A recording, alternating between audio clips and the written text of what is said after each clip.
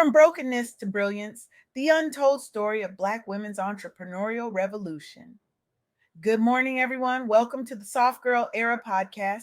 I'm your host, LeAnne Dolce, pronounced Dolce, and today I'm absolutely electrified to share with you the revolutionary insights from my recent interview with Nikita Mangum, a visionary leader who isn't just participating in the business world, she's completely transforming it. Nikita stands as a beacon of hope and possibility for countless Black women entrepreneurs, dismantling barriers and creating pathways where none existed before. Her work has literally changed the economic landscape for thousands of women, and the ripple effects of her leadership will be felt for generations to come. When I sat down with Nikita, I expected to hear another inspiring story about resilience and overcoming obstacles. What I received instead was nothing short of a revelation, a profound masterclass in transformation that has forever altered how we understand the journey from brokenness to brilliance. What struck me most powerfully about our conversation was a perspective that fundamentally challenges everything we think we know about Black women in business.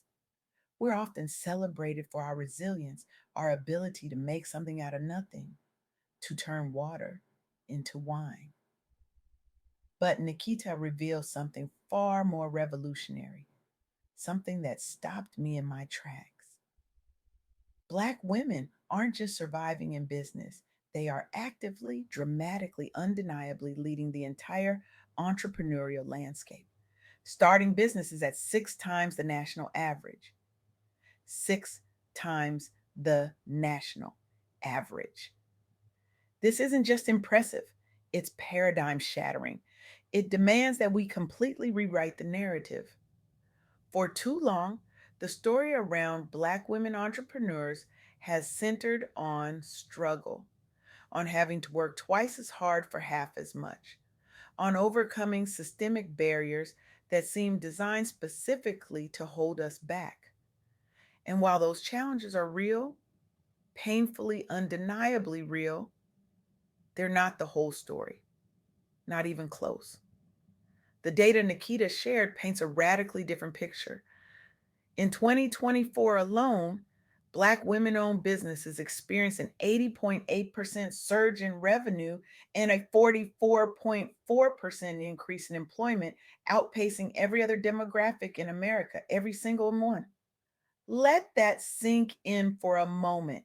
This isn't just about beating the odds. This is about completely redefining what's possible. This is about Black women not just taking a seat at the table, but building entirely new tables and inviting others to join them. As Nikita explained with such clarity and conviction, the narrative isn't solely about struggle, it's about exponential growth, vision, and the transformation of entire industries through faith, purpose, and community. For many of us listening today, this resonates at a soul level. We've spent years, decades even, in survival mode, leading teams, raising families, holding down households, carrying communities, and we're exhausted, bone deep exhausted. We're ready to shift from constantly grinding to finally grounding in joy, in peace, in softness, and yes, in radical self prioritization. But how? How do we make that shift? How do we move from merely surviving to genuinely thriving, from brokenness to brilliance? Nikita Mangum's insights offer us not just hope, but a concrete roadmap. First, we must fundamentally reframe how we view our challenges and pain points. Our brokenness isn't a liability, it's often the very catalyst for our greatest contributions. Many of the Black women entrepreneurs driving this business revolution didn't start with perfect circumstances or unlimited resources. According to Nikita, many started their ventures specifically in response to unmet needs in their communities and a burning desire to create generational wealth where there had been generational struggle. Their pain points became their purpose, their challenges became their calling. Take Maya Johnson, a Black woman entrepreneur.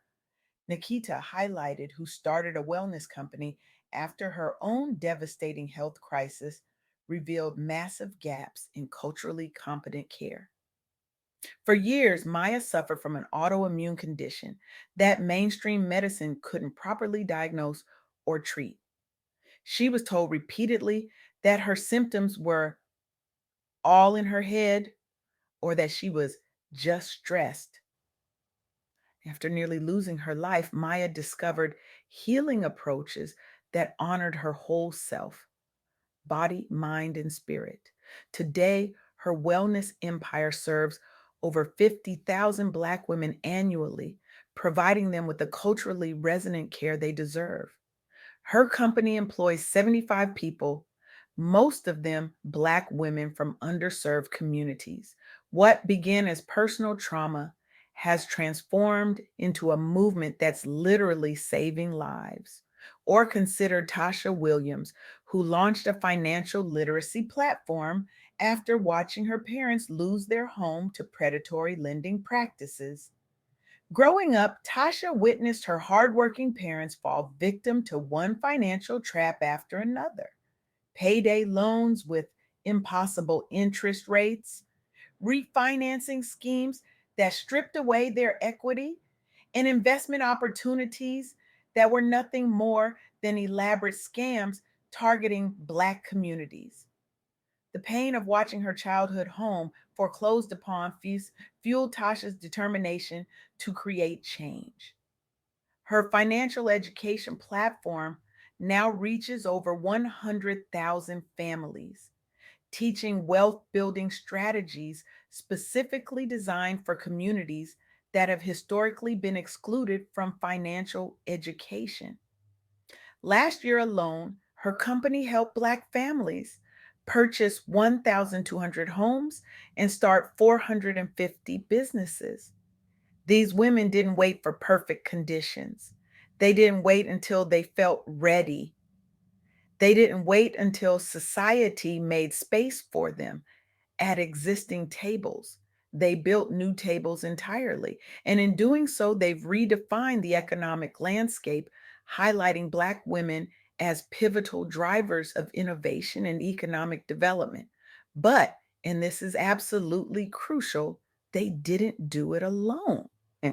The second key insight from my conversation with Nikita centers on the transformative power of community and mentorship. The days of the lone wolf entrepreneur are over. Sustainable success for Black professionals and entrepreneurs is built on networks of support, guidance, and collective wisdom. Nikita shared the remarkable example of the Black Women's Business Network Expo in Vancouver. This gathering connects Black women entrepreneurs with industry leaders, mentors, and peers, offering workshops and master classes tailored to their unique challenges. Many attendees arrive feeling isolated, lacking access to networks, and invisible in mainstream business circles. They leave with expanded business connections, access to new markets, and perhaps most importantly, the confidence that comes from being truly seen and supported. One participant, Denise Cooper, arrived at her first expo 3 years ago with nothing but a business idea and crushing self doubt. She had been told repeatedly that her natural hair care concept wasn't scalable and wouldn't appeal to mainstream markets. At the expo, she connected with 5 other Black women entrepreneurs who not only validated her vision, but helped her refine her business plan, connect with suppliers, and secure her first round of funding. Today, Denise's products are in major retailers across North America, and she employs 28 people. She credits that first expo experience with giving her not just practical tools, but the emotional foundation to believe in herself when no one else did. This expo wasn't created by accident. It was founded specifically to address the gap in resources and representation for Black women in business. And it has become a cornerstone for professional development, with hundreds of success stories emerging from its programs. What's the lesson here? That intentional community building accelerates growth and visibility, that we rise faster when we rise together, that the old model of competition is giving way to a new paradigm of collaboration. As Nikita put it with such eloquence, your network determines your net worth, but your community determines your legacy. This brings me to the third and perhaps most powerful insight from our conversation. The journey from brokenness to purpose isn't just possible, it can serve as a catalyst for industry wide impact and personal elevation, especially when rooted in faith and authentic healing. Between 2014 and 2019, the number of businesses owned by Black women grew by 50%, the highest growth rate of any female demographic in the United States. This wasn't just about economic opportunity. This growth was fueled by a combination of social movements, legislative change, and the rise of professional networks dedicated to Black women's advancement.